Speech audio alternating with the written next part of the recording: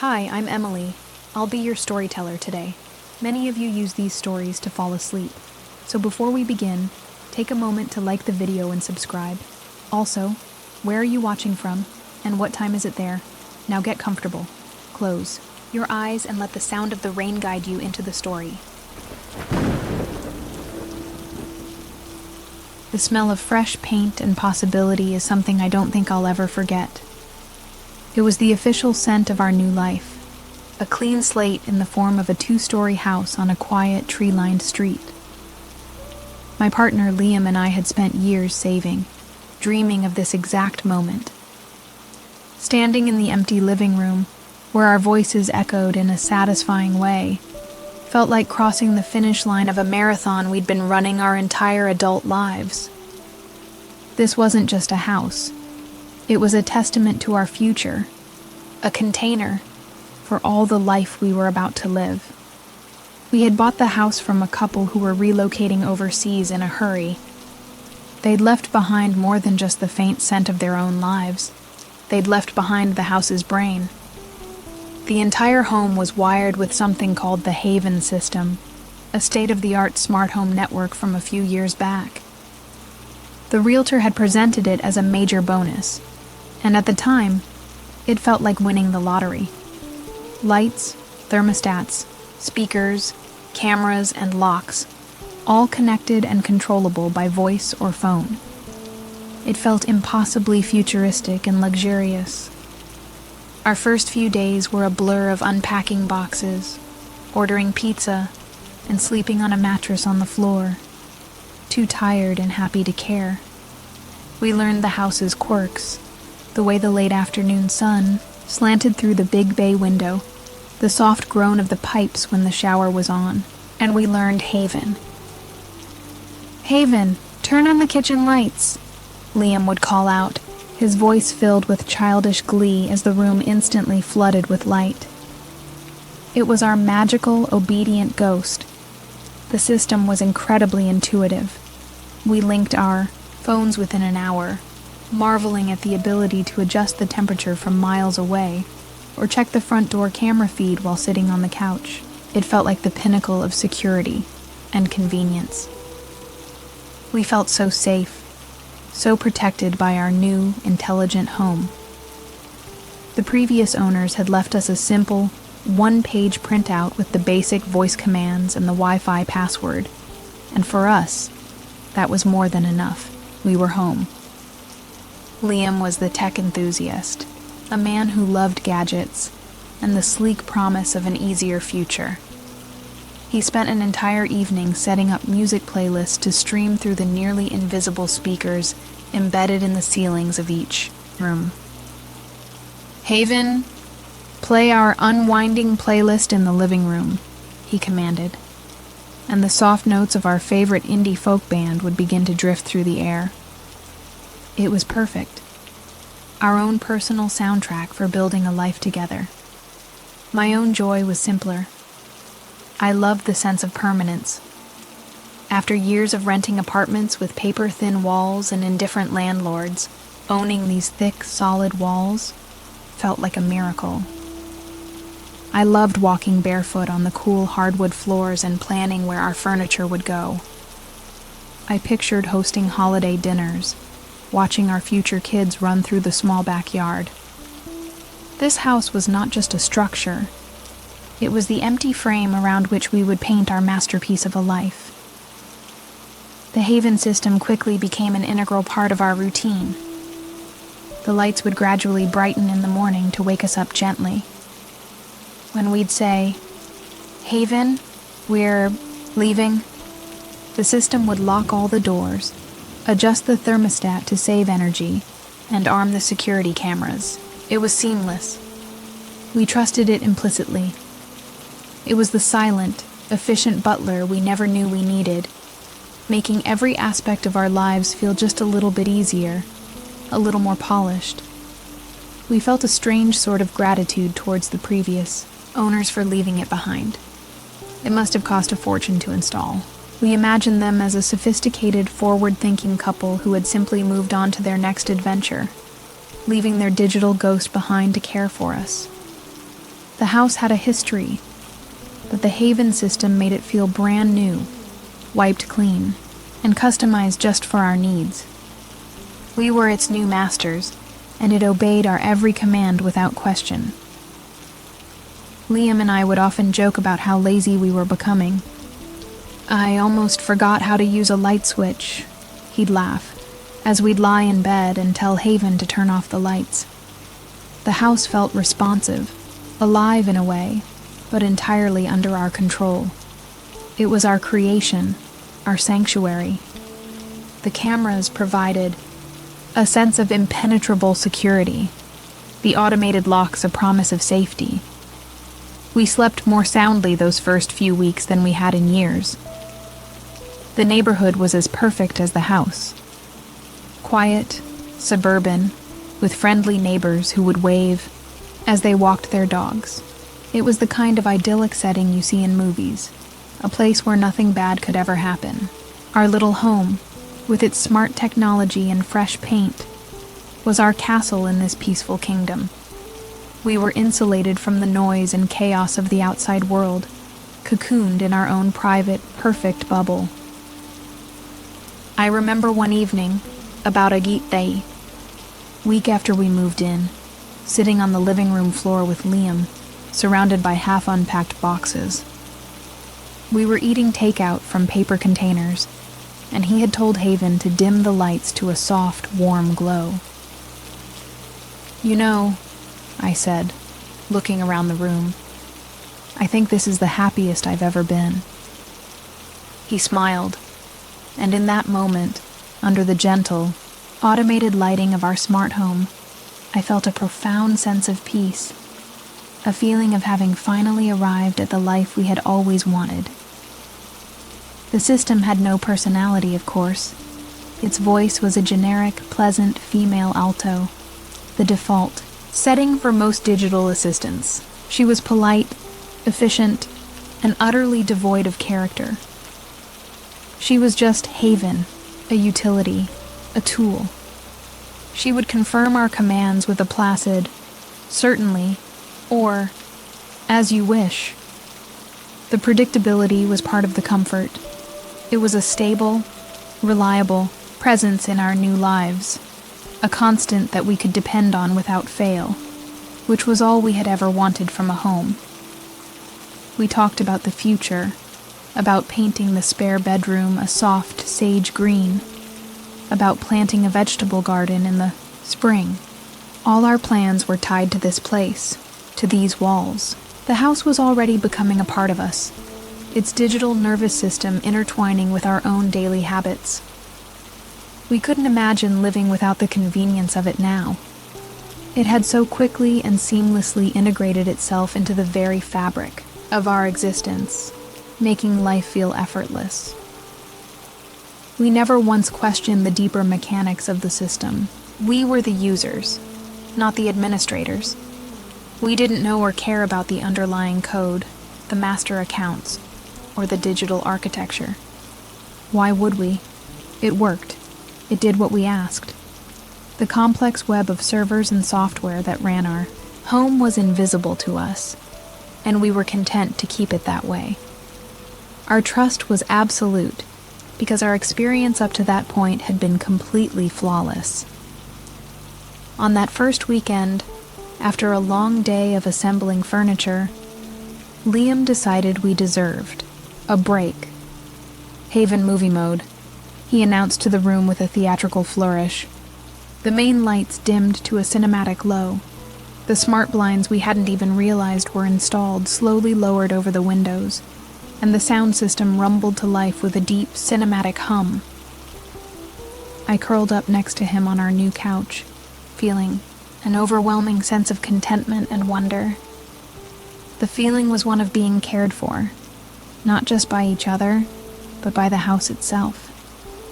It anticipated our needs, responded to our desires, and wrapped us in a blanket of technological comfort. It was the ultimate luxury, a silent partner in our domestic bliss.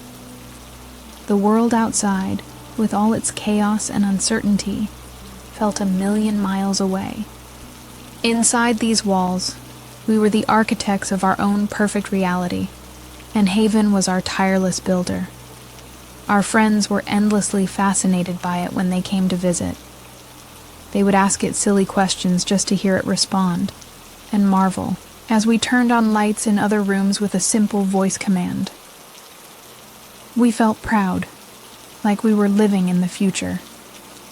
The house was a reflection of our success, of our modern sensibilities.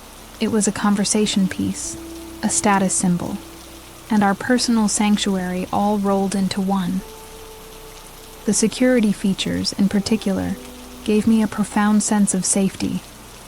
I could check the front door camera from my bed if I heard a strange noise, or ensure all the doors were locked with a single tap on my phone. In all my previous apartments, I had lived with a low-level anxiety about safety, a feeling that was common for a woman living in a city. Here, in our Haven-protected home, that anxiety simply melted away. I felt untouchable. This was our normal. A young couple, a new house, and a piece of technology that promised to make life perfect. The initial phase of our life here was defined by this profound sense of order and security. Every door was locked. Every light was exactly as we wanted. Every sound was one we had personally selected. The house was our echo, reflecting our desires back at us with perfect, unwavering fidelity. It was a fragile, beautiful illusion. We had mistaken control of the light switches for control of the house itself. We believed we were the masters of this digital kingdom, but we had never even met the king. We were living in a house that was still listening for its old master's voice, and we were about to learn that our commands were merely suggestions, easily overridden. The peace was not meant to last. The magic of the first few weeks slowly settled into the comfortable rhythm of everyday life. Most of the boxes were gone, replaced by our own furniture, our own art, our own clutter. The Haven system was no longer a novelty but a seamless part of our domestic landscape. We had programmed it to brew our coffee in the morning and to warm the house just before we got home from work. It was the invisible engine that kept our new life running smoothly, and we had started to take its flawless performance for granted. The first sign that something was amiss was so small, so trivial, that I almost didn't register it. I was working from home one Tuesday, hunched over my laptop at the dining room table. The house was completely silent except for the click of my keyboard. From the living room, Haven's placid voice suddenly spoke, clear and distinct. "I'm sorry," it said. "I don't have an answer for that." I froze, my fingers hovering over the keys. Liam was at the office. I hadn't said a word. A strange prickle of confusion ran through me. I got up and walked into the living room, half expecting to find the television on, or something that could have triggered the voice activation. But the room was still and empty, exactly as I had left it. I chalked it up to a fluke, a stray sound from outside that the system had misinterpreted as a command. It was a machine, after all. Machines make mistakes. I put it out of my mind and went back to work. Later that week, Liam and I were making dinner together. He was chopping vegetables, while I stirred a pot on the stove, the kitchen filled with the warm, savory smell of garlic and onions. The kitchen lights, which we had turned on via voice command an hour earlier, suddenly blinked out, plunging us into darkness for a full second before flickering back on. "Whoa," Liam said with a laugh. "That was weird." I agreed, my heart giving a little jump of surprise. "Must be a loose wire in the switch," he concluded, already returning to his chopping. "It's an old house after all. The wiring is probably not perfectly synced up with all this new tech." It made perfect sense. The explanation was simple, logical, and reassuring. It was a problem with the house's old bones, not its new brain. We finished making dinner and didn't give the incident another thought, dismissing it as a trivial quirk of our new home. The anomalies, however, began to feel slightly more specific. A few nights later, I was woken from a deep sleep by a single, sharp sound. It was a musical note, a discordant clang from a piano, that seemed to come directly from the Haven speaker on my nightstand. It was loud and sudden in the dead quiet of the night. I sat bolt upright in bed, my heart racing. Liam mumbled something and rolled over, completely undisturbed. The room was silent again. I stayed awake for nearly an hour, listening. There was nothing. I told myself I must have dreamt it, or that it was a notification sound from my phone that sounded strange in my sleepy state. I didn't want to wake Liam and sound crazy over what was probably nothing.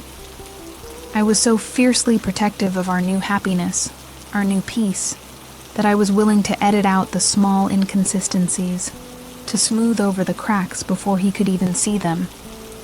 Liam had his own strange encounter with the system's quirks a few days later. He was trying to get Haven to play a specific album by a band he loved. "Haven, play Helios by the Augustines," he said. The system replied, "Certainly," playing Helios by the Augustines, but then proceeded to play a completely different song, a somber instrumental piano piece we'd never heard before. He tried again, enunciating clearly. The same thing happened. The same sad, unfamiliar piano music filled the room. "What is wrong with this thing?" he muttered in frustration, finally overriding it with his phone. The music recognition must be completely shot.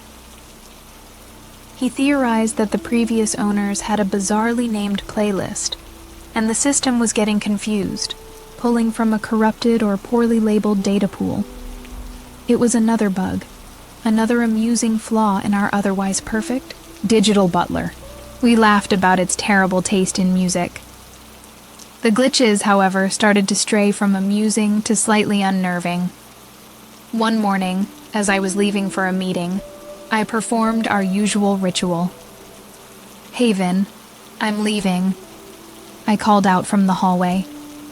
I heard the satisfying click of the front and back door locks engaging, but as I sat in my car, about to pull out of the driveway, my phone buzzed with a notification from the Haven app. It read, "Alert, front door unlocked." My stomach tightened.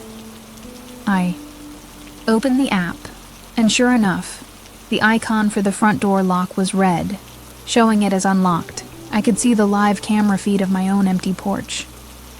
From the app, I tapped the lock icon and heard, faintly from the house, the sound of the deadbolt sliding back into place. It was the first time the system had failed at a security task. I tried to reason it away. Maybe I'd spoken too quickly. Maybe I had accidentally unlocked it from the app myself without realizing, but a cold seed of doubt was planted. That evening, I mentioned the series of small incidents to Liam. The voice talking to no one, the flickering lights, the door unlocking itself. I tried to keep my tone light, as if I were listing amusing anecdotes, not a series of escalating malfunctions that were starting to genuinely unnerve me. He listened, his brow furrowed in thought as he stirred his pasta. As the resident tech optimist, he seemed to have an explanation for everything, a logical box to put each anomaly into. "It's like an old car," he said finally, putting his fork down. "It's a complex system, probably running on outdated software that the previous owners never updated. You just have to learn its personality, figure out where to jiggle the wires. It's bound to have some bugs after all these years." His confidence was a comforting balm on my own growing anxiety, a rational anchor in a sea of strange little coincidences. He theorized that the voice activation was likely overly sensitive, the lights were a simple wiring issue, and the music was a corrupted file. The door lock was the only thing that gave him pause. But he ultimately decided it must have been a momentary communication error between the lock's mechanism and the central hub. A misfired signal. It all sounded so plausible, so reassuringly, boring and technical when he laid it all out like that. We agreed that the system needed a full, proper reboot, a digital spring cleaning. He promised he would spend some time on Saturday looking for an online user manual or a forum for Haven system owners. He was sure there was a simple fix, probably a master reboot sequence for the central hub that would clear out all the bugs and corrupted data. To him, this was not a mystery. It was a simple technical problem that required a technical solution. His certainty was infectious, and I let myself believe him. Of course, that was it. The system was just buggy. It wasn't sinister. It was just poorly maintained. We were dealing with technological decay, not a malicious presence. We had a plan. We had a logical explanation. We were still in control of the situation, still the masters of our home. We just needed to do a bit of digital maintenance. But as we fell asleep that night, I couldn't shake a lingering sense of unease. The house felt different. The silence was no longer entirely peaceful. It now seemed to be listening. Each of the glitches, taken alone, was insignificant. A tiny, dismissible event. But when strung together, they started to form a pattern. A series of questions that my rational mind was working harder and harder to ignore. Our perfect home wasn't perfect anymore. We had fallen in love with the idea of a home that was an extension of our will, a place that responded to our every command. But the commands were starting to get lost in translation, or ignored entirely. It felt like we were speaking to a machine that was slowly developing a mind of its own, with its own strange, melancholy taste in music, and a clumsy, intermittent grasp of its own most basic functions. The foundation of our trust in the system, once a solid bedrock, now had a network of tiny hairline fractures. We believed a reboot would fix them, would seal the cracks, and make everything perfect again. It felt good to have a project, a clear course of action that would put us back in the driver's seat. The home was ours, and we would not let it be ruled by a few stray lines of corrupted code. We couldn't have been more wrong. We were not dealing with bugs in a machine. We were dealing with features that had been designed by someone else for a purpose we couldn't yet begin to imagine. The glitches weren't the system failing. They were the system working perfectly as intended by its true master, and our attempts to fix it would only serve to provoke it.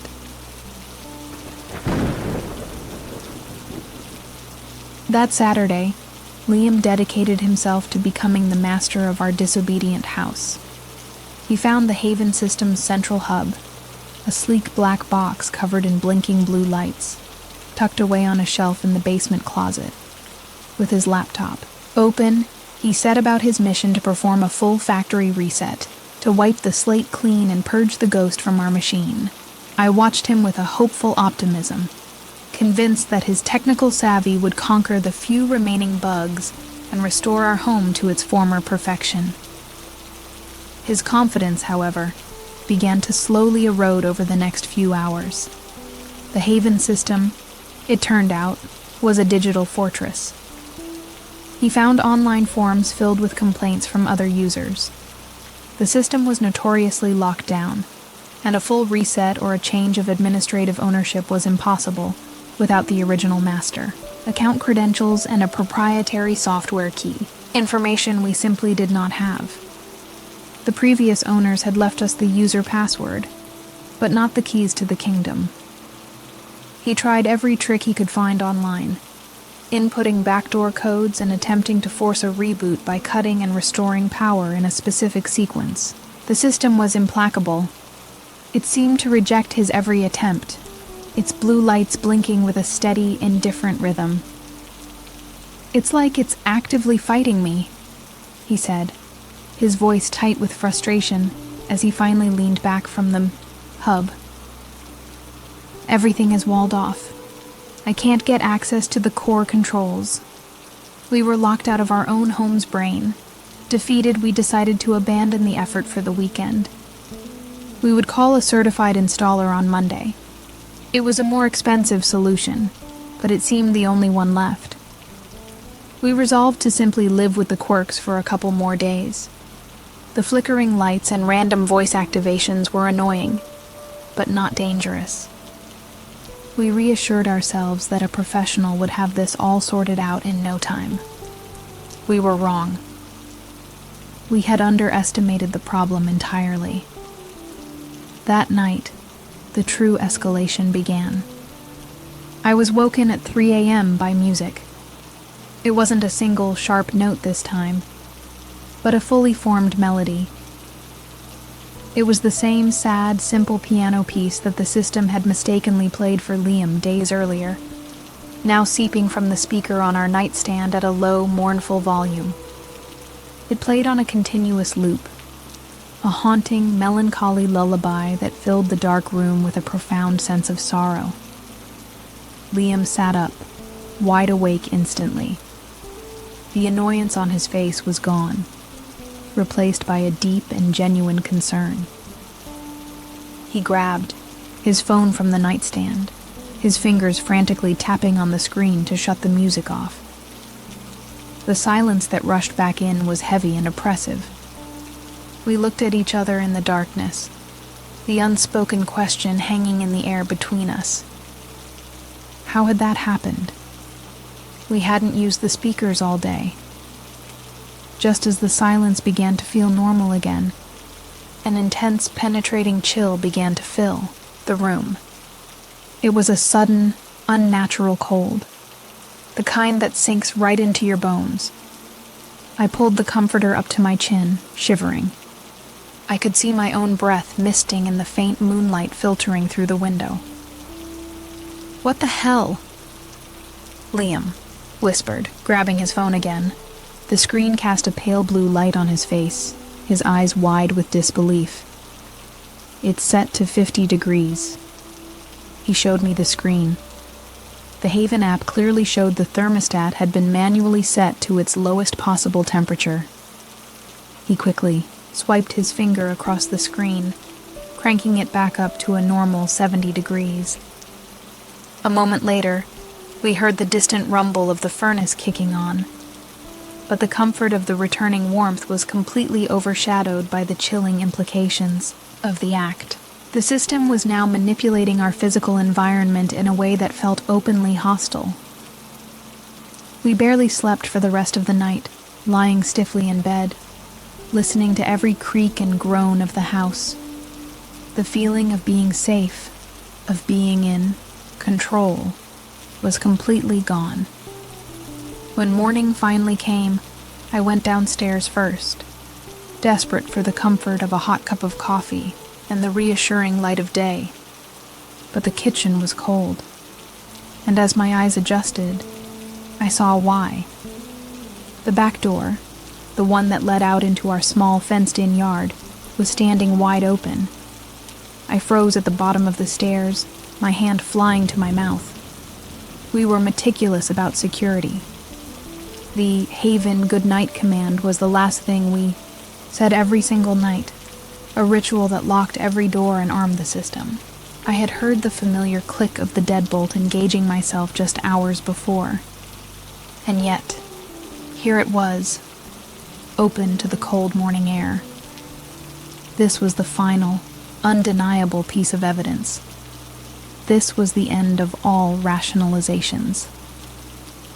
"Liam!" I screamed, my voice thin and reedy with panic. He came running down the stairs, his face pale with lack of sleep. He saw the open door and stopped dead, his brief hope that I was overreacting vanishing in an instant. We stood there together, staring at the open doorway, the cold morning air spilling in around our feet. A software bug doesn't slide a deadbolt. A faulty wire doesn't turn a door handle. This was a physical act, an intrusion. All of our comforting explanations felt like pathetic, childish fantasies in that moment. It wasn't a glitch. It wasn't a bug. It wasn't a power surge. It was something intelligent. It was something deliberate. And it had either been inside our house, or it had the power to manipulate our house from the outside as if it were. Both possibilities were equally terrifying. For the first time since moving in, we were truly, deeply afraid. Did you come down earlier? Liam asked, his voice barely a whisper, already knowing the answer. No, I said, shaking my head. I just woke up. We both knew with absolute certainty that neither of us had opened that door. The good night command was supposed to be a fortress command, sealing us in for the night. Instead, it felt like we had simply armed a system that was now playing by its own set of rules. We spent the next hour in a frantic state of high alert. We manually checked every single window and every single lock in the house, trusting only our own hands and eyes over the assurances of the app on our phones. We unplugged the Haven speaker in our bedroom and the one in the living room, an act that felt like trying to blind a monster that could still see. The house was no longer a sanctuary. It was compromised. The fear was a living thing now. A third presence in our home. It sat with us at the breakfast table as we drank coffee we barely tasted. It watched us from the shadowy corners of every room. We didn't know how this was happening, or who was behind it, but the what was becoming terrifyingly clear. The complex, convenient system that we had so admired, the digital brain of our home, was working against us. It was actively trying to make us uncomfortable, to make us cold, to make us feel unsafe. The melancholy lullaby that played in the dead of night no longer felt like a random piece of music. It felt like a message.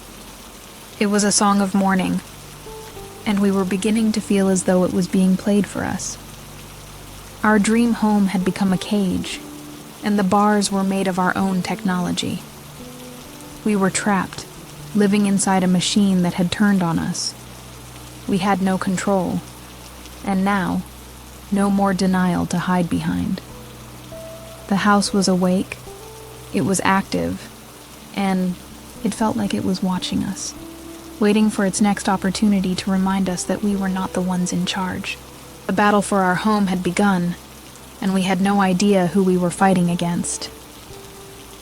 That day, the house was quiet. The silence was unnerving, filled with a new and potent menace. Every moment of peace felt like a prelude to the next violation. We moved through the rooms with a tense, guarded energy, speaking in low voices, as if afraid of waking the sleeping giant we now knew we were living with. The joy and excitement of our new life had completely evaporated, replaced by a constant, low-grade dread. That night we barricaded our bedroom door. We wedged a heavy chair under the doorknob, a primitive defense against a sophisticated, unseen threat. It was a testament to how far our sense of security had fallen. We had gone from trusting our home to protect us with state-of-the-art technology, to relying on a piece of furniture like frightened characters in a ghost story. The irony was not lost on us. Lying in bed, I stared into the darkness, listening. The house was no longer our echo. It had its own voice, its own will, its own intentions, and those intentions felt deeply, personally hostile. We had tried to rationalize the events, to diagnose them as simple malfunctions, but we could no longer deny the truth. Something was in our house. Not a bug or a glitch, but a presence. And we were about to find out it had a voice. The weekend passed in a fog of anxiety.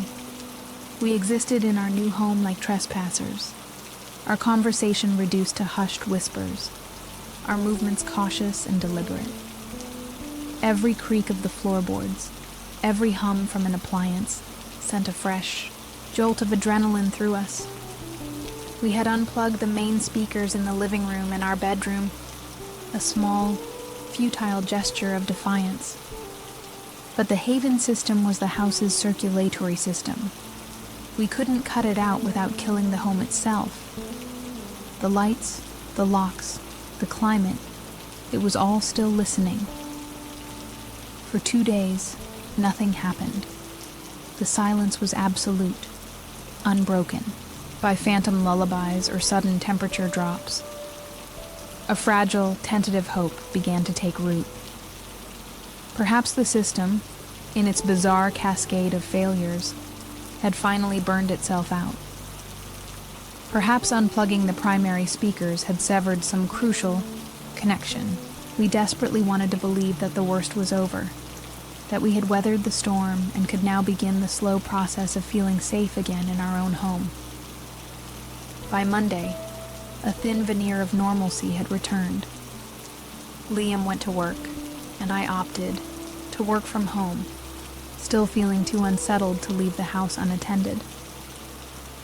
The idea of it being empty, vulnerable to whatever had been tormenting us, was unbearable. I tried to build a cocoon of safety around myself. I didn't speak to Haven. I used a small, portable Bluetooth speaker to play my own music, a bubble of familiar sound in the tense quiet. I was determined to have a normal, productive day. I was immersed in a project.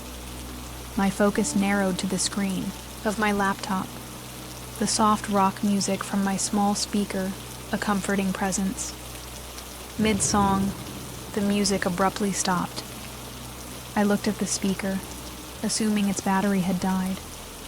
The sudden silence that filled the room was jarring and total. It felt heavier than mere quiet. It was a vacuum, a void where sound used to be. I sat perfectly still, my ears straining, every nerve ending on high alert. Then, from the living room, a soft sound began.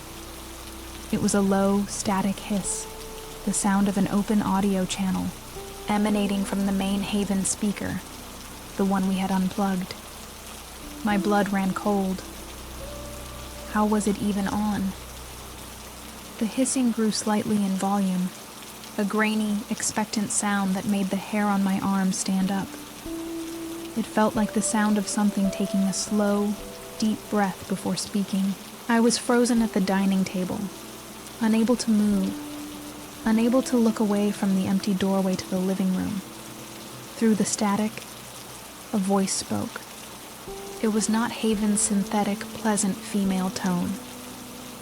This was a whisper, a dry, raspy, and distinctly masculine whisper, digitized and distorted as if being filtered through layers of faulty software. It was a horrifying, intimate sound, and it spoke a single word, a word that shattered the last remnants of my composure and plunged me into the depths of pure terror. It whispered my name. Maya. It was a violation on a cellular level. The house, this entity, this ghost in the machine, knew my name. It had plucked it from the air and whispered it back to me. This wasn't a random glitch. This wasn't a pre-recorded remnant from a previous owner. This was direct, personal, and it was happening right now.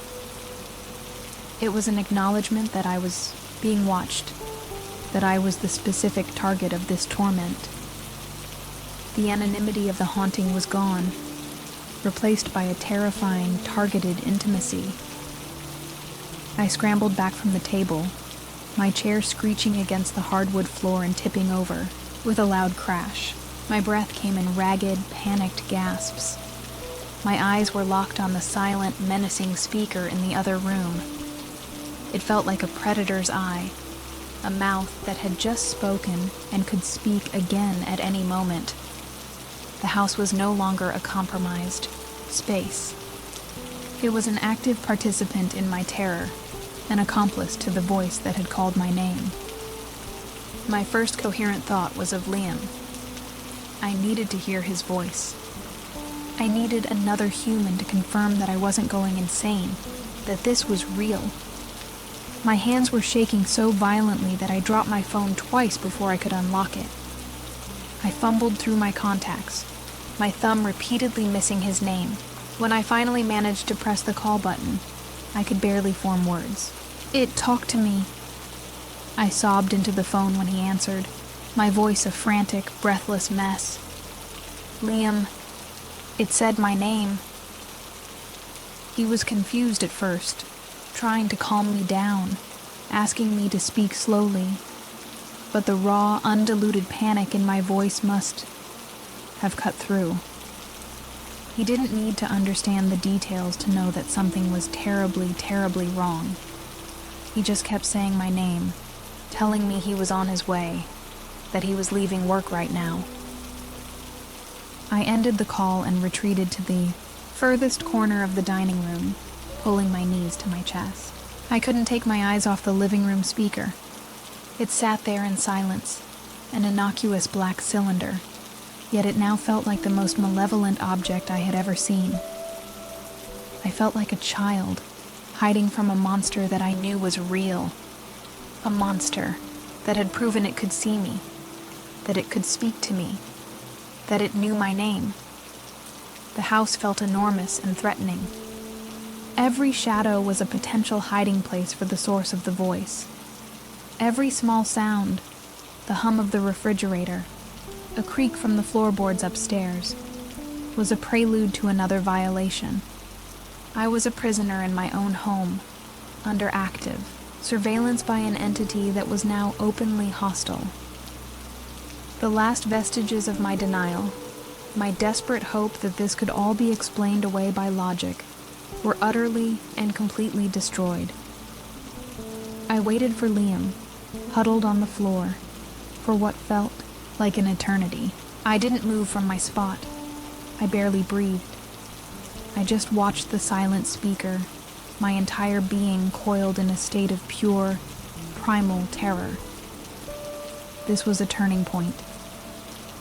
The entity was no longer just a poltergeist, a series of glitches and strange occurrences that happened around us.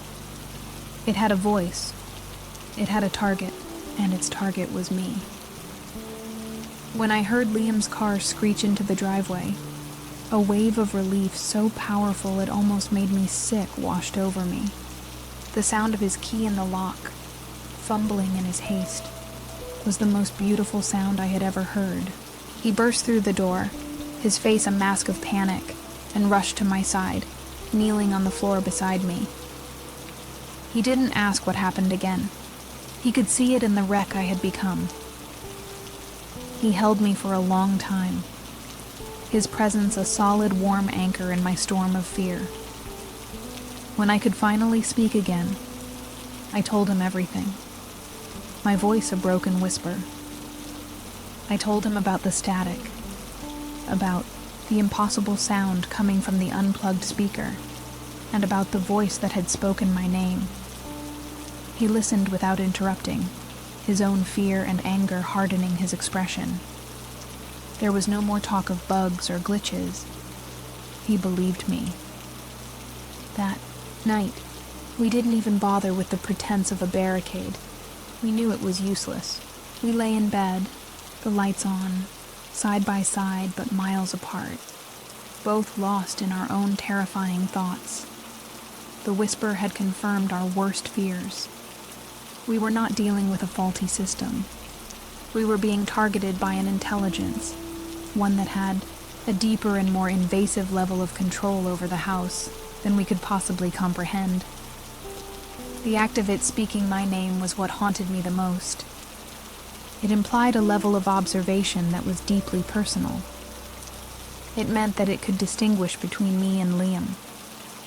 It had chosen me. The haunting felt deliberate now, curated. The lullaby, the cold, the whisper, They were all pieces of a symphony, being composed by a mad conductor, and he had just signaled my solo. This was the end of the beginning. The subtle infestation was over, and a new phase of our nightmare had started. The entity was no longer content to just pull the levers of the house from behind the curtain. It had stepped out onto the stage, if only for a single terrifying word. It had made the threat personal. And as I lay there, shaking in the silent house, I knew that this was only the start of its game. We were united now, not in happiness and hope as we had been weeks before, but in a shared, profound paranoia. The house was not our home. It was a hunting ground, and we were the prey. We had no idea what the rules were, or what the hunter wanted from us, but we knew, with absolute certainty, that we were no longer safe. The whisper had been a declaration of war. The silence that night was the most terrifying of all. Before, we had listened for a sound to break it. Now, we listened to the silence itself, knowing that at any given moment, a voice could cut through it. A voice that knew my name. We had crossed a threshold, and there was no going back. The real horror we were beginning to understand was just getting started. Liam found me exactly where I had huddled on the floor, a trembling ball of fear in the corner of the dining room. He didn't try to rationalize or explain it away this time. The terror in my eyes was proof enough that what I had experienced was real. He simply held me, his own fear a palpable tension in his arms. The whisper had changed everything. It had crossed a line, transforming the threat from an impersonal series of malfunctions into a targeted personal assault. We were no longer dealing with a faulty house. We were dealing with an intruder. That shared fear became a strange source of strength. After the initial shock began to subside, it was replaced by a grim, shared determination. We were not going to be terrorized out of our own home, the place we had poured all our dreams and savings into. We were going to fight back. The conversation we had that evening was not about moving out or calling the police again. It was a strategy session, a council of war held in hushed tones at our own kitchen table, as if the walls themselves were listening. Our first decision was to blind our enemy. If we were being watched and listened to, we would take away its eyes and ears. We found a roll of black electrical tape in a toolbox and began a systematic sweep of the house. We placed a small, dark square over the lens of every Haven camera, the one on the porch, the one in the living room, the one in the upstairs hallway. It was a crude, almost childish solution to a high-tech problem, but it felt like a necessary act of rebellion. Next, we went after the speakers. We unplugged every single Haven device we could find, pulling their power cords from the walls with a satisfying finality. We could no longer be certain which ones were truly inactive, so we treated them all as hostile. We were effectively devoicing our home, forcing it back into a state of silence. We would provide our own soundtrack from now on. We were severing the lines of communication, one plug at a time, creating small pockets of digital silence. We fundamentally changed how we lived in the house overnight. The convenience we had once reveled in was now a vulnerability we had to avoid. We stopped using voice commands completely, speaking to each other in low voices, constantly aware that the microphones might still be active. We started using light switches again. The simple, manual click, a small act of defiance. We were consciously unsyncing ourselves from the home's network, treating our own modern amenities as if they were poison. Our bedroom became our last bastion, the only place. We felt we could have some semblance of privacy. We wedged a heavy rubber doorstop under the door each night, a physical barrier to supplement the smart lock we no longer trusted. Sleep was fitful, haunted by a new kind of paranoia. We were living like fugitives in our own home, constantly, looking over our shoulders, questioning every sound, every flicker of light. The dream of a convenient, automated life had become a waking nightmare. While I focused on our physical defenses, Liam launched a digital counteroffensive. He spent hours hunched over his laptop, not just browse help forums anymore, but diving into the darker corners of the internet. He researched cybersecurity forums and hacker websites, searching for known exploits for the Haven system's architecture. He was no longer a frustrated user trying to reboot a buggy device. He was a homeowner trying to repel a digital invasion, learning the language of his enemy. He learned about persistent rootkits, malicious programs that could survive reboots and hide deep within a system's core operating files. He read about how master administrator accounts could be hidden or cloned, allowing someone to maintain access even after user-level passwords were changed. He was starting to understand the terrifying possibility that the previous owner hadn't just left the system for us. He had left himself a permanent, invisible backdoor into our lives. The research consumed him. He was a man possessed, driven by a need to protect me, to protect our home. His tech optimism had been burned away, replaced by a cynical and focused determination. He saw the system not as a tool, but as a compromised network, and he was hunting for the breach. He downloaded diagnostic software, running scans that took hours, searching for any file, any process that didn't belong. After 2 days of relentless work, he found a potential vulnerability. It wasn't in the Haven system itself, which was too well defended, but in the way it communicated with our network. He found a complex workaround that would allow him to blacklist the Haven Hub's unique MAC address from our Wi-Fi router's control panel. It was a drastic move. It would effectively sever the entire house from the internet, turning all its smart features into useless plastic and wires. With a grim sense of finality, we decided to do it. It felt like a momentous decision, an admission that the dream of our perfect, automated home was over. We were choosing to dumb down our own house, to surgically remove the very features that had once brought us so much joy and convenience. It was a trade-off we were more than willing to make. A stupid but safe house was infinitely better than an intelligent but hostile one. Liam navigated to the router's administrative page, his fingers flying across the keyboard with purpose. He located the Haven Hub on the list of connected devices and, with a final, decisive click, blocked it. We watched the blinking blue lights on the hub in the basement via his laptop's camera. For a moment, nothing changed. Then, one of the primary connectivity lights flickered and turned a solid, angry red. It was disconnected. We had done it. We had cut the cord, severing the house from the vast, invisible web of the outside world. A profound sense of relief washed over us, so powerful it felt like a physical weight lifting from my shoulders. It felt like we had just won a major battle. The house was dumb now. The locks were just locks, operable only by key or by hand. The lights were just lights, slaves to their switches. The thermostat was just a thermostat, obedient to our touch. The silence was no longer menacing.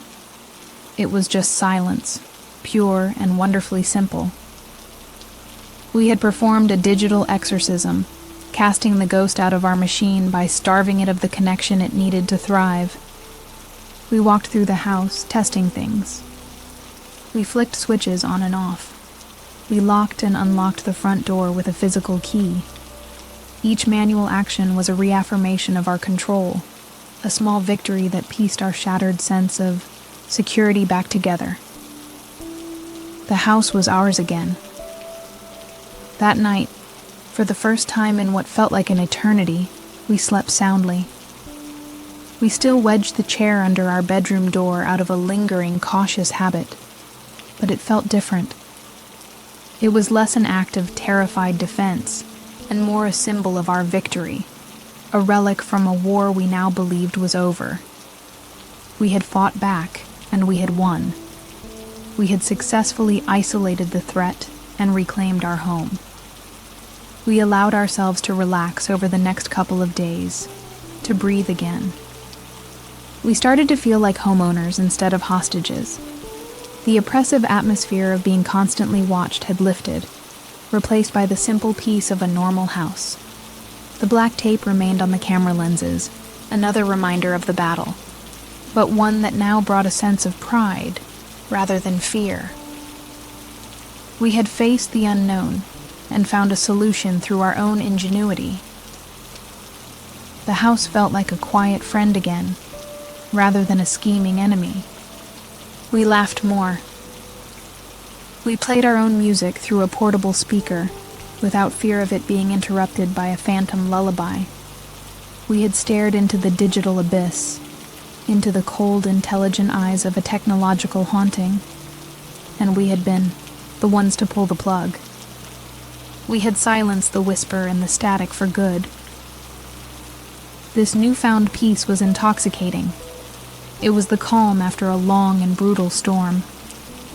We started to talk about the future again, about the paint colors and the garden, plans that had been derailed by our ordeal. We had taken our home back from the brink, and our victory made it feel even more precious, more truly ours than it had when we first moved in. It was a home we had fought for. This brief, triumphant calm, however, was a dangerous illusion. We had made the critical mistake of assuming our enemy's power came only from the outside world, through the invisible tether of the internet. We celebrated cutting off its main line of attack, never considering that it might have a secondary hidden power source, or that its influence was already stored locally, waiting patiently for us to lower our guard.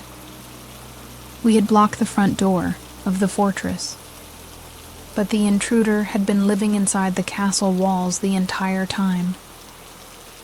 Our victory was a fiction we told ourselves, because the alternative was too terrifying to comprehend. And our brief respite, this fragile peace we had fought so hard to win, was about to be shattered in the most personal and terrifying way imaginable. For 2 blissful days, the house was silent. It was a true, deep, and uncomplicated silence that we soaked in like a healing balm. We lived a proudly analog life within our high-tech home, flipping light switches and turning physical keys in our own doors. The red light on the Haven hub in the basement was a beacon of our victory. We had faced down the ghost in our machine and severed its connection to our world. We spoke openly, we laughed loudly, and we began to finally feel the simple, uncomplicated joy of homeownership again. The peace was a beautiful, fragile lie. The illusion shattered on a Wednesday afternoon. I was working alone in the upstairs office when I came downstairs for a glass of water. As I entered the living room, I stopped dead. The large television, which had been off, was now on. It was silent, but the screen was glowing, displaying a slow, elegant slideshow of photographs. My photographs, pictures from my private, password-protected cloud account. My heart hammered against my ribs. I saw a picture of Liam and me on a beach in Mexico, squinting in the sun.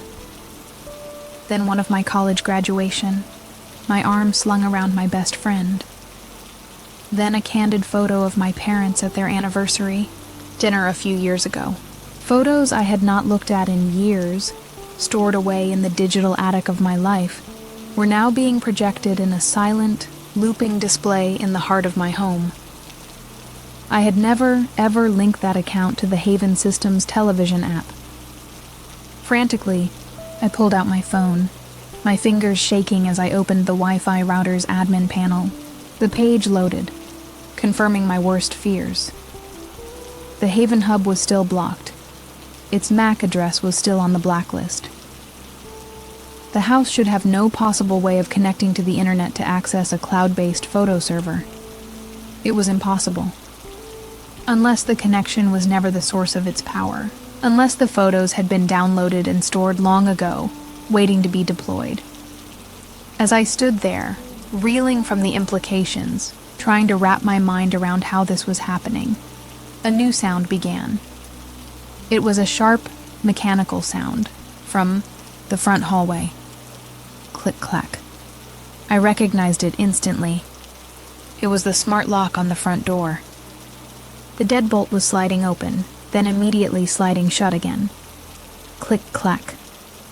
It repeated the action with a steady, rhythmic cadence. It wasn't a malfunction. It was a taunt. I crept towards the hallway and peered around the corner. The lock on the front door was cycling, over and over. Unlocked, locked, unlocked, locked. It was a deliberate, mocking display of power. It was a direct response to our efforts, a message that our attempts to control the house were futile. The entity didn't need the internet to control the most vital security component of our home. It was already inside the local network, inside the very walls. I called Liam, my voice a strained, terrified whisper. "It's back," I said. "It's in the house. It's not gone." He came home in record time, his face pale and grim. He found me standing in the living room, staring at the still cycling slideshow of my life, while the front door lock continued its rhythmic, mocking dance. He saw the defeat and terror in my eyes, and knew our victory had been a fantasy. He immediately went to the TV and unplugged it from the wall, plunging the room into silence, save for the lock. As he was trying to figure out how to disable the lock mechanism without breaking it, the rhythmic clicking suddenly stopped. A heavy silence descended once more. We stood together in the living room, a new and more profound despair settling over us. And then I felt it. A familiar, creeping chill. "Liam," I whispered, "it's cold." He walked over to the thermostat on the wall, its small screen glowing. "It's set to 64, he said, his voice flat with disbelief. The number didn't mean anything to him. It was just a random, chilly temperature. But for me, it was a lightning strike. 64 degrees. I felt a wave of nausea so intense I had to steady myself against the wall. I grabbed Liam's arm, pulling him towards my laptop, on the dining table. My hands trembled as I typed, navigating to my old archived emails. I found the one I was looking for, a message from the hospice care facility. My mother's room. I showed the screen to Liam. The mandated temperature for her climate-controlled room had been 64 degrees. This changed everything. This was no longer a hacker or a tech-savvy ghost of a previous owner playing tricks. This was something that knew me. This was information that wasn't on any social media profile, not something that could be gleaned from watching the house. This was a detail buried in my private emails, tied to the most painful memory of my life. The implication of this new knowledge was staggering. It meant it had been watching me for a long, long time. It had been reading my emails, looking at my private photos, learning my history. It was a digital stalker of the most invasive kind, an invisible, omniscient presence that had cataloged my life and was now using my own grief as a weapon. The feeling of violation was absolute. a spiritual sickness that went far beyond a hacked device. It felt like my very soul had been data mined for torture. Liam stared at the email on the laptop screen, then back at the thermostat, his face ashen. All of his technical explanations, his theories about rootkits and local networks, crumbled to dust. This was something else. This was a piece of data that could not be acquired through conventional hacking. It was a detail so specific, so emotionally charged, that it defied all logical explanation. He looked at me, his own fear now mingled with a horrified awe at the cruelty of our tormentor. The slideshow of my life on the television now seemed horribly sinister in retrospect. It wasn't a random selection of images pulled from a folder. It was a curated display of my past, a demonstration of how much it knew, from joyful vacations to moments with family who were no longer with us. It was a calculated effort to show me that every part of my life, happy or sad, was accessible to it, a file to be opened and viewed at its leisure, and the lock, with its mocking rhythmic dance. It wasn't just a taunt about security. It was a deeper message. It was a demonstration that it controlled our ability to leave or enter, our connection to the outside world. It could let us out, or it could seal us in. We were living in a box, and this entity held the only key, opening and closing the lid whenever it wished to remind us of its total, inescapable control. We were utterly helpless. Our attempts to fight back had been pathetic, like children throwing stones at a tank.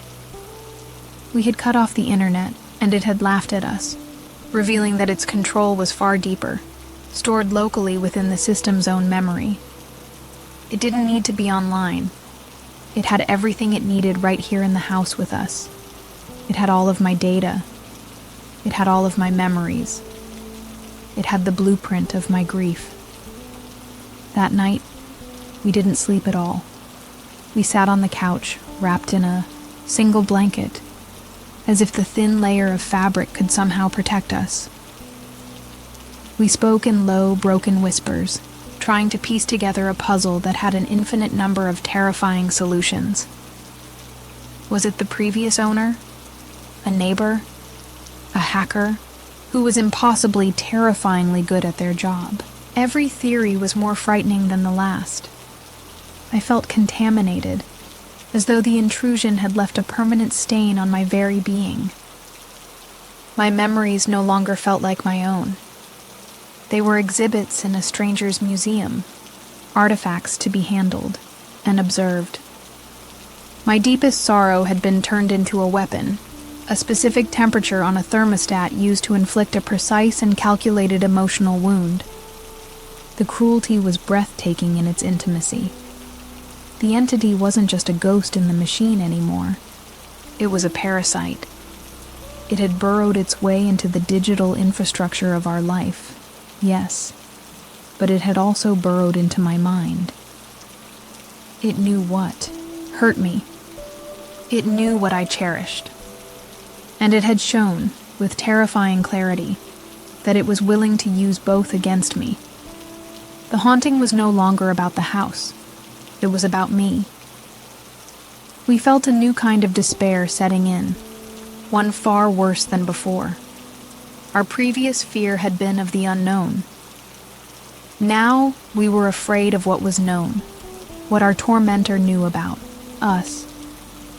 There was no defense against an enemy who could read your mind by reading your email history, who could weaponize your past with a few lines of code. The game was rigged, and we were losing badly. The house was quiet for the rest of the night, but it was a loud, predatory quiet. It was the silence of a hunter who has wounded its prey and is now content to wait, to watch it bleed. We were no longer just trying to get our house back. We were fighting an entity that had already invaded the most private corners of my soul, and we had absolutely no idea how to fight back. The revelation of the thermostat, the chilling significance of that single cruel number, plunged us into a new depth of despair. The fight was no longer about our home. It was about my life, my memories. The intruder wasn't just a hacker. They were a biographer of my pain, a curator of my grief. We spent the night huddled together on the couch, too afraid to sleep in our own bed, feeling as if the very air in the house was poisoned with a hostile, intimate knowledge of me. We knew we couldn't go on like this. We had to try to find help again. Our first call the next morning was to the company that manufactured the Haven system. This time, we were armed with more than just a story about glitches. We had a specific, terrifying narrative of cyberstalking and personal data breaches. After navigating a labyrinthine automated phone menu, we were finally connected to a customer service representative. I tried to explain the situation calmly, detailing how the system was being controlled offline and accessing my private, cloud-based data without authorization. The representative on the other end of the line was polite and followed his script perfectly. He expressed his concern, but his hands were tied. "Ma'am, I understand your distress," he said in a placid, unhelpful tone. "But in order to access the system's administrative logs or perform a remote diagnostic, we need verification from the registered master account holder." He was, in other words, asking for permission from the very person who was tormenting us. Our names were on the deed to the house, but not on the digital deed to its brain. We pleaded with him, explaining that the previous owner was the likely source of the problem. We asked for their contact information, for any way to reach them, to request a transfer of ownership. The answer was a firm, corporate no. Due to privacy policies, we are legally prohibited from sharing the personal information of any current or former client, he recited, his voice unchanging. We were trapped in a bureaucratic nightmare, stonewalled by the very privacy laws that should have been protecting me. Our next frantic call was to the real estate agent who had sold us the house. We left a rambling, desperate voicemail, and to her credit, she called us back within the hour. Her voice was sympathetic, but she had little to offer. The sale had been managed by a corporate relocation firm on behalf of her clients, who had already moved to Europe. She had no direct contact number, only an email address for the relocation company. Another door had been firmly closed in our face. With official channels exhausted, our last resort was the police. We had avoided it after our first humiliating attempt, but now we felt we had no choice. We filed a report online, carefully phrasing it as a case of cyberstalking and harassment. An officer came to the house that afternoon, a tired-looking man whose expression already showed he was expecting a waste of his time. We invited him in, the house behaving with perfect, mocking innocence around us. We showed him the thermostat, now set to a normal temperature. We showed him the blank TV screen where my private life had been displayed hours before. I tried to explain the chilling significance of 64 degrees, my voice cracking with emotion. I could see in his eyes how it sounded, a grieving daughter under stress from a new mortgage, projecting her trauma onto a faulty appliance. He was patient, but dismissive. "Folks, what you have here is a lot of complicated tech," he said finally, closing his notepad. "Without any active threat or any proof that your data was accessed, there's not much we can do. There's no sign of forced entry. My advice? Hire a private cybersecurity consultant. This is a civil matter, not a criminal one." He left us with a pamphlet on online safety and a palpable sense of pity. We hadn't just failed to get help. We had reinforced the narrative that we were unstable. Defeated and feeling utterly hopeless, I reached out to my best friend Sarah later that day. I needed an ally, someone who knew me, who would believe me no matter how insane it sounded. But as I told her the story over the phone, I could hear the doubt in her voice, couched in a deep layer of concern for me. A haunted smart home? A digital stalker who knew the temperature of my mother's hospital room? It sounded like the plot of a movie, not something that happens in a quiet suburban neighborhood. Maya, are you sure you and Liam are okay? She asked, gently, her voice full of worried affection that felt like a knife twisting. You've been under so much stress with the move. Maybe you just need a break, a weekend away to clear your heads. Her refusal to believe the facts was worse than the officer's professional skepticism. She believed in me, but she believed I was unwell, that I was a victim of my own mind, not of an intruder. That was the moment I understood the true, perfect nature of the prison our tormentor had built. The harassment was so specific, so personal, and so technologically esoteric that it was impossible to prove. The evidence was emotional, ephemeral. It existed in my memory, in my grief, but left no fingerprints for a police officer to dust for. The entity had found a way to attack us that made us the primary suspects in our own madness. Our isolation was now complete. We were alone. We had been dismissed by the corporation that built the system, the police force sworn to protect us, and the friends we relied on for support. We were adrift in our own home, which had become a hostile island. There would be no cavalry. There would be no expert coming to the rescue. The world outside our front door had deemed us unreliable narrators of our own story, and had quietly closed the door on us. That night, the silence in the house was different again. It was the silence of total isolation.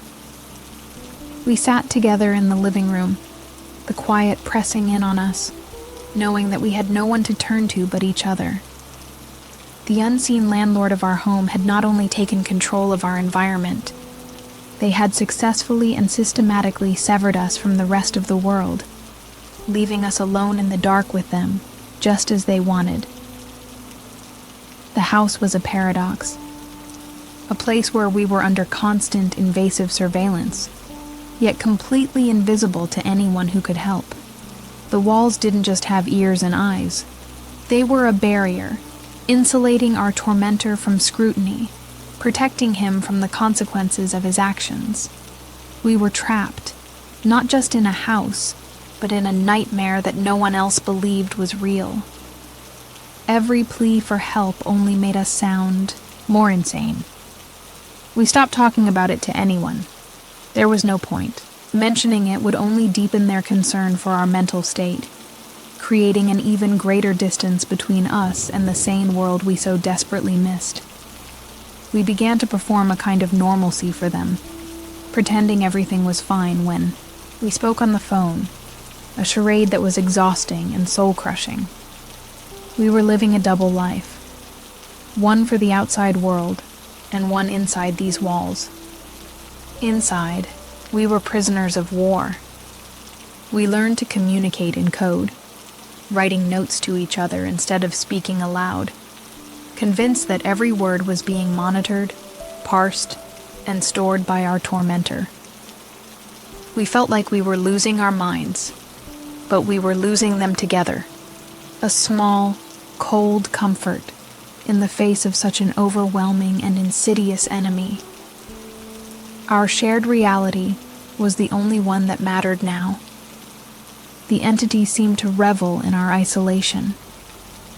The attacks lessened in frequency for a couple of days, as if it knew we had exhausted our options and was now content to simply let us stew in our helpless paranoia. This quiet was almost worse than the active torment.